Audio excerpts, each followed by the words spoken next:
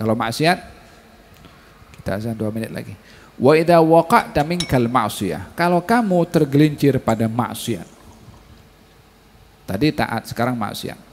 Fa iyyaka an tadhur ila bidayatiha. Hati-hati kamu. Kalau kamu tergelincir melakukan ketaatan, hati-hati daripada kamu melihat awalnya perbuatan maksiat itu, sebelum terjadinya maksiat. Apa itu? Allati hiya at-taqdir, yaitu qada qadarnya Allah. Orang ambil rasuah, contoh, dah ambil rasuah. Kenapa engkau ambil rasuah? Dah ditentukan takdirnya Allah. Takdirnya Allah. Kalau hati-hati kamu ketika melakukan maksiat, melihat awalannya. Apa awalan itu? Yalah, kita kalau tak ditakdirkan oleh Allah untuk berbuat maksiat, macam mana kita akan berbuat maksiat? Kan perbuatan kita ini kan perbuatan yang ditakdirkan oleh Allah. Tangan saya tak akan mungkin mengambil itu rasuah kalau tidak ditakdirkan dan dikehendaki oleh Allah. Jadi ambil rasuah, curi, rompak, buat maki orang, kalau tidak ditakdirkan maka tak akan berbuat. Jadi katanya kalau kamu tergelincir kepada maksiat, hati-hati kamu melihat awalan perbuatan maksiat itu, yaitu kamu melemparkan kepada takdir untuk membebaskan diri kamu daripada melakukan kesalahan atas maksiat yang kamu lakukan. Ini yang pertama, kalau kamu melakukan maksiat, kamu jangan lemparkan ini kepada takdir, sehingga dengan begitu fayadu'uka dzalika ila al-ihtijaj 'ala Allah, dengan begitu kamu berdolah dalih, yakni saya bukan salah 100%, ini juga takdir dari Allah Subhanahu wa taala. Nah, kita dengarkan azan. Jika kamu tergelincir melakukan maksiat, hati-hati kamu daripada melihat awalan daripada perbuatan itu, yaitu yang mendahului perbuatan adalah takdir, sehingga kamu mengatakan ini takdir Allah. Dengan begitu kamu akan mencari alasan, excuse untuk kamu tidak lihat bersalah dengan melemparkan itu kepada Allah Subhanahu wa taala sebagai takdirnya. Sikap mengatakan perbuatan maksiat itu adalah takdir Allah, katanya huwa a'zam minal ma'siyah. Itu lebih dahsyat daripada maksiat yang kamu lakukan tuh. Melemparkan kesalahan pada takdirnya Allah atas maksiat yang kita lakukan, melemparkan kepada Allah ini lebih dahsyat dosanya daripada perbuatan maksiat itu sendiri yang kamu lakukan. Apa sebabnya? Sebab melemparkan kesalahan kepada Allah. Seakan-akan dia mengatakan saya bermaksiat ini Allah yang takdirkan. Dengan kata lain, Allah yang gerakkan saya berbuat maksiat. Loh, mana ada Allah itu suruh hambanya berbuat maksiat? Lalu bagaimana akan dikatakan manusia kalau berbuat maksiat akan dihukum oleh Allah di neraka? Kalau yang menentukan dan manusia itu berbuat maksiat adalah Allah, berarti Allah ciptakan manusia, dipaksa berbuat maksiat dan dimasukkan ke dalam neraka. Ya tidak adil kalau begitu. Masa Tuhan berbuat begitu?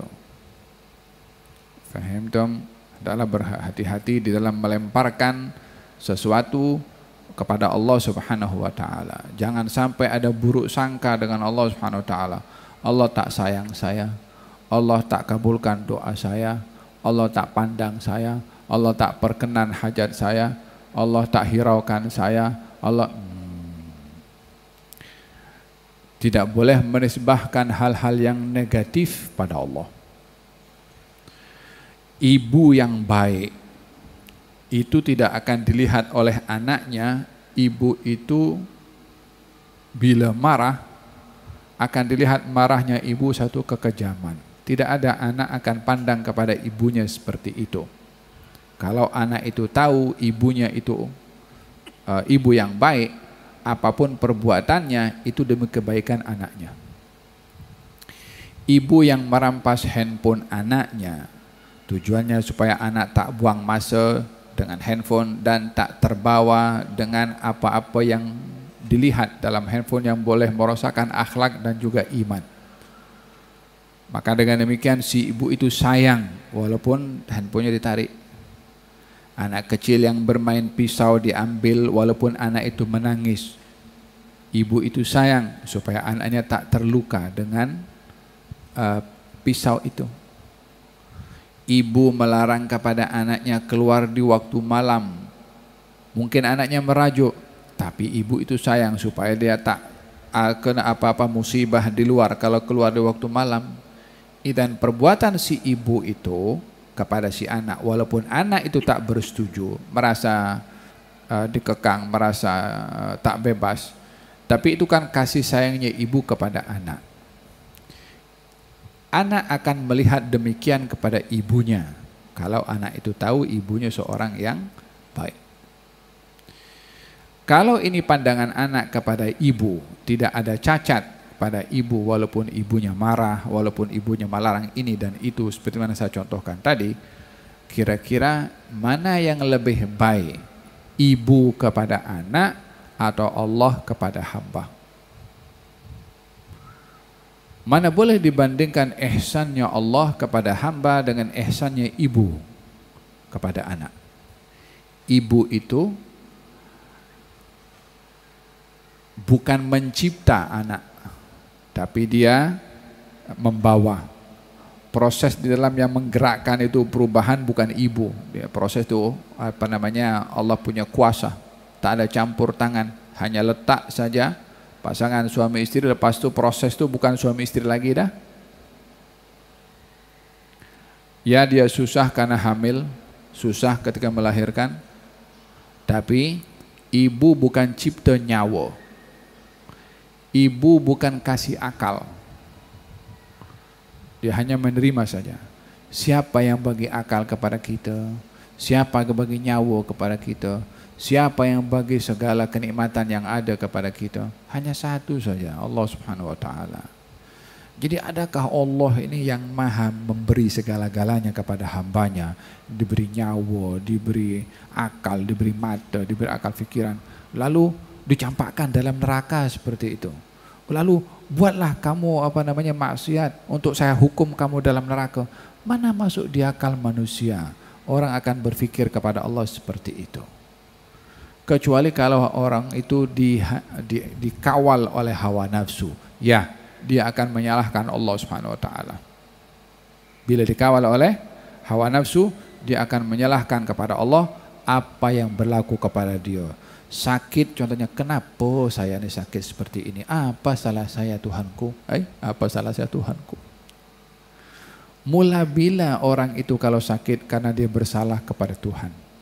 Kalau orang sakit itu karena bersalah, Nabi sakit, apa salahnya Nabi? Tidak ada.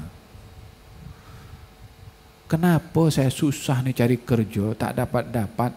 Apa salah saya kepada engkau ya Allah sehingga engkau tak jumpakan aku kerja ini?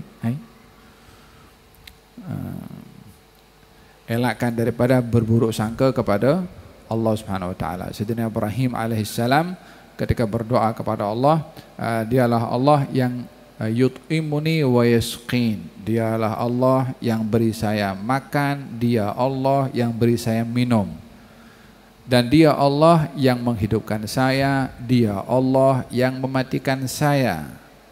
Wa idza maridtu fahuwa yashfin. Kalau saya sakit, dia yang sembuhkan. Dia tak kata kalau Allah bagi saya sakit, Allah bagi saya sembuh.